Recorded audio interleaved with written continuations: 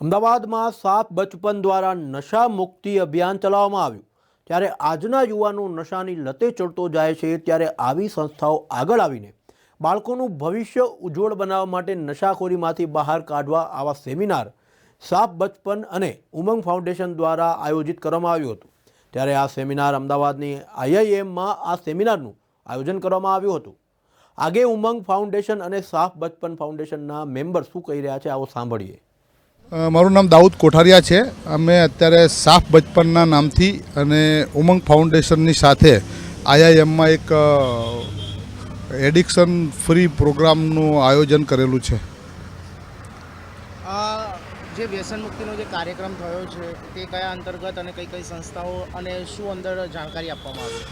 અમે અત્યારે હાલમાં જુહાપુરાની 2 સ્કૂલો છે, ન્યૂ એજ સ્કૂલ અને ક્રેસન્ટ સ્કૂલમાં અમે 9 થી 11 ધોરણના છોકરાઓને ધ્યાનમાં રાખીને અત્યારે જે ડ્રગ્સનું અને નશાનું પ્રમાણ જે વધી રહ્યું છે તેને રોકવા માટેનો અને IIMના જે પ્રોફેસર IIMના જે રિસર્ચર છે એજાજભાઈ શેખ જે PhD છે તેમની સાથે અને IIMની ટીમ સાથે મળીને એ આ નશામુક્તિ માટે અને એડિક્ટ જે છોકરાઓ છે એમને રોકવા માટેનો એક નાનો એવો પ્રયાસ કરી રહ્યા છીએ।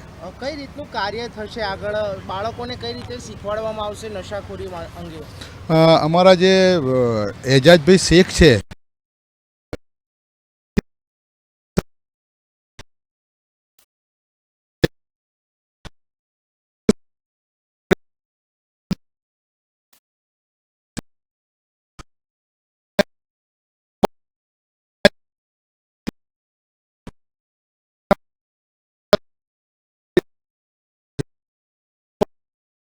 અમે કામ કરીશું। કેટલા લોકો જોડાયા છે સંસ્થામાં? અત્યારે અમારી સાથે 7 સંસ્થાના નામ ઉમંગ ફાઉન્ડેશન અને સાફ બચપનના નામથી અમે જે ચાલુ કર્યું એની સાથે અમારે અહીંયાના સામાજિક કાર્યકરો બી છે, અમારી સંસ્થા છે અને IIMની ટીમ અને અત્યારે સાથે 2 સ્કૂલો જે જોડાયેલી છે અમારી જોડે, ન્યૂ એજ અને ક્રેસન્ટ, એ અત્યારે હાલમાં અમારી જોડે જોડાયેલા છે।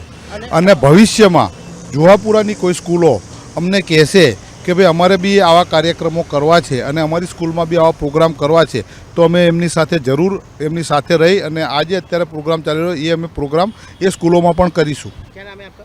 बिल्किस सईद नाम है मेरा। आप कौन सी संस्था से जुड़े हो और किस तरह से कार्य करता है ये? मैं उमंग फाउंडेशन से जुड़ी हुई हूँ और जैसे कि नशा मुक्ति का हमारा आज कैंपिंग था, जैसे कि स्कूल के बच्चे हैं, जैसे नशा मुक्ति की तरफ नशे की तरफ जा रहे हैं बच्चे, तो उनको जागरूक करने के लिए हमारा ये छोटा सा कोशिश थी। इंशाल्लाह आगे चाहे तो हम कोशिश जारी रखेंगे। किस तरह का आगे प्रोग्राम रहेगा? कौन सी स्कूल है अहमदाबाद में या पूरे गुजरात में? अभी फ़िलहाल तो हमारा क्रिश्चियन स्कूल है, न्यू एज स्कूल है, हमारा यहीं से ही चालू है। अल्लाह ने चाहा तो हम साथ जितनी भी सर के जुहापुरा है सिटी में, जमालपुर वगैरह अपने, तो वहाँ से भी हम सारा प्रोग्राम करेंगे इंशाल्लाह। અમે ઉમંગ ફાઉન્ડેશન કરીને અમારું એક ગ્રુપ છે જે કાર્યરત છે જુહાપુરામાં, સોશિયલ વર્કો કરી રહ્યા છે અમે। અને અમારો એક એવો વિચાર હતો કે જે નાનપણના બાળકો છે જેમનું બાળપણ રમતગમતમાં વીતવું જોઈએ એ અત્યારે ડ્રગ્સ અને એ બાજુ જઈ રહ્યું છે। એટલે અમે ઘણા બધા લોકોને વાતચીત કરી, એમની અંદર અમારો સંપર્ક થયો IIMના એક રિસર્ચર છે ડૉક્ટર એજાજ શેખ કરીને, એમની જોડે અમે 2-3 મિટિંગો કરી અને એ પછી અમે એક IIM દ્વારા એક મોડલ ડિઝાઇન કરવામાં આવ્યું જેની અંદર 9 અને 11ના બાળકોને આપણે અત્યારે અપ્રોચ કરી રહ્યા છે કે એ એજની અંદર એ લોકોની માનસિકતા ડ્રગ્સ વિશે શું છે અને પછી એની ઉપર અમે કામ કરીએ છીએ કે એ માનસિકતા ડ્રગ્સની, અને સપોઝ કે ડ્રગ્સ એક જાતનું ઘણું બધું જાતનું હોય, સપોઝ કે એક પેટ્રોલ પણ એક જાતનો એક નશો છે જે સૂંઘે છે, એટલે એ પ્રમાણેના ઘણા બધા એવા કન્વિનિયન્ટ છે।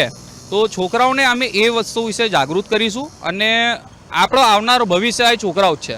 એટલે કોઈ પણ વ્યક્તિ એવું નથી ઈચ્છતો કે આપણો ભવિષ્ય ખરાબ થાય, કારણ કે એ લોકોને ખબર જ નથી કે એ લોકો કઈ રીતે અત્યારે જે પરિસ્થિતિમાં જૂજી રહ્યા છે, અમે એ પરિસ્થિતિમાંથી એ લોકોને બહાર કાઢવાનો અમે પૂરો IIM દ્વારા મળીને પ્રયાસ કરીશું।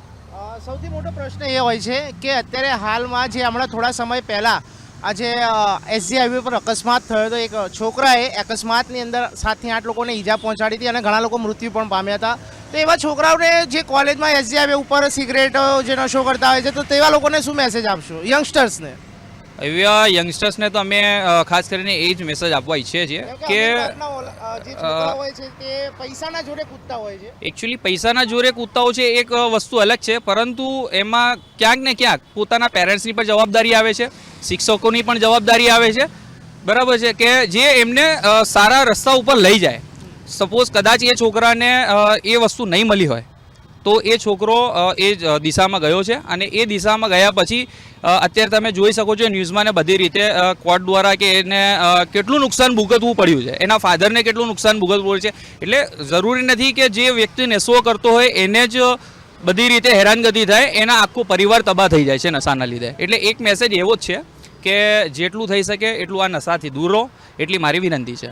નશાની વાત આવે છે ત્યારે એક અમુક જે કહેવાય કે જે સ્થાનિક પોલીસ છે તે પણ કામ કરતી હોય છે, પણ ઘણી વખત પોલીસ ઉપર પણ સવાલ ઊભા થતા હોય છે, તો તેના વિશે શું કહેશો? કારણ કે આમ નાગરિક જ્યારે જાય છે ત્યારે પોલીસ અમુક સાંભળે છે, અમુક નથી સાંભળતા. હવે એમાં તો કેવું છે સાહેબ કે દરેક ફિલ્ડની અંદર દરેક વ્યક્તિનો કામકાજનો એક લોડ હોય છે. આપણે સમજી શકીએ છીએ કે જ્યારે અમે એક વસ્તુનું કામ કરી રહ્યા છીએ, સપોઝ કે અત્યારે અમે આ એક પ્રોજેક્ટ લીધું છે, હવે બીજા પણ ઘણા બધા એવા પ્રોજેક્ટ છે જે એક સાથે બધા હેન્ડલ ના કરી શકતા હોય, તો એવું હોઈ શકે કે પોલીસ ખાતા પાસે પણ એટલું કામ હોય જેના અનુસંધાનમાં એ લોકો આટલું કામ ના ખીંચી શકતા હોય, કે સ્ટાફ ઓછું હોય, એ બધું હોઈ શકે છે. સ્થાનિક જેટલું બને એટલું સારું હોય પોલીસ દ્વારા પણ કરવામાં આવે છે. સ્થાનિક પોલીસને મદદ લેશો આ વિશે કે આ જે અમુક વિસ્તારોમાં અંદર યોજાય છે આ કાર્યક્રમો, અમુક સંસ્થાઓ દ્વારા યોજવામાં આવે છે, ઘણી વખત કે પોલીસની પણ સહાયતા લેતા હોય છે આ નશાખોરી માટે. અમુક અધિકારીઓ સારા પણ હોય છે જે તમારી મદદ કરતા હોય છે, તો તેના વિશે શું કહેશો કે તમારું આગળનું પ્લાનિંગ શું હશે કે એ રીતે આગળ પોલીસનો સહારો લેશો? પોલીસ દ્વારા અમે જે આઈઆઈએમ દ્વારા અમે જે કનેક્ટ થયેલા છે, એટલે આઈઆઈએમ પોતે જ પોલીસ દ્વારા સંકળાયેલી પણ છે, અને જે કંઈ આ બનાવો બને છે એમાં પોલીસને પણ જાણ કરવામાં આવે છે, અને પોલીસના અમુક એવા પણ કિસ્સા આવેલા છે કે જેમાં છોકરાઓ અનકોન્શિયસ થઈ જાય છે, અને આઈઆઈએમના જે પ્રોફેસર છે એજાઝભાઈ એમને કન્સલ્ટ કરી અને કન્સલ્ટિંગ પણ કરે છે કે એ છોકરાઓને કઈ રીતે સુધારવા. મારું નામ મુખ્તિયાર શેખ છે. અમે અત્યારે ઉમંગ ફાઉન્ડેશન દ્વારા અમે એક સંકલ્પ ચાલુ કર્યો છે જેનું નામ છે સાફ, જેમાં આપણે ચિલ્ડ્રન્સને જે અત્યારે નવયુગમાં છે, જે આપણી ટીનેજર્સ કહેવાય, એ લોકો કેવી રીતે નશા તરફ આકર્ષિત થાય છે એને આપણે કેવી રીતે રોકી શકીએ છીએ, એના રીઝન શું હોય છે એમાં જવા માટે, અને એના કોને આપણે ઇન્વોલ્વ કરીએ, જે કેમ કે આપણે એને નાનપણથી સાંભળેલા છે કે prevention is better than cure. તો આપણે અત્યારે પ્રિવેન્શન ઉપર કામ કરી રહ્યા છે. જે લોકો સંકળાઈ ગયા છે એના આપણે અત્યારે એના માટે સરકાર અને પોલીસ કામ કરી રહ્યા છે. અમે કામ કરી રહ્યા છે કે જે લોકો એની તરફ જવા માટે અત્યારે એક જે ડિમાન્ડ બની રહ્યા છે એ ડિમાન્ડને આપણે ઓછી કરવાના અત્યારે પ્રિવેન્શનના પ્રયાસ કરી રહ્યા છે, જેમાં અમારે આઈઆઈએમના જે પ્રોફેસર છે એજાઝ ખાન, એના સપોર્ટમાં ઉમંગ ફાઉન્ડેશન જે અમે લોકલી જુવાપુરા વિસ્તારમાં કામ કરી રહ્યા છે, એમાં અમે 2 સ્કૂલો સાથે અત્યારે જોડાયેલા છે, ન્યૂ એજ સ્કૂલ અને ક્રેસન્ટ સ્કૂલ, જેમાં અમે 9 ધોરણથી 11મી ધોરણના જે બાળકો છે, જે ટીનેજર્સ કહેવાય, એના માનસિક સ્થિતિ અત્યારે શું છે એના ઉપર અમે રિસર્ચ છે, પછી એ લોકોની અત્યારે કેટલી જાણકારી છે ને એના સામે જે ટીચર્સ છે, ટીચર્સને આ બધી વસ્તુઓની કેટલી જાણકારી છે કે ભાઈ ટોબેકો અને દારૂના સિવાય કેટલા પણ જાતના જે પદાર્થ છે એના માટે કેટલી જાગૃતતા છે, અવેરનેસ લાવવા માટે આપણે આ સેશન રાખ્યા છે, તાકી અમે પ્રિવેન્ટ કરી શકીએ. કેમ કે અમારું લક્ષ્ય છે કે કલની નહીં, કલની સોચો, જે બીતી ગયું છે એનું નહીં, જે આવવાનું છે એના પ્રયાસમાં અમે કામ કરી રહ્યા છે.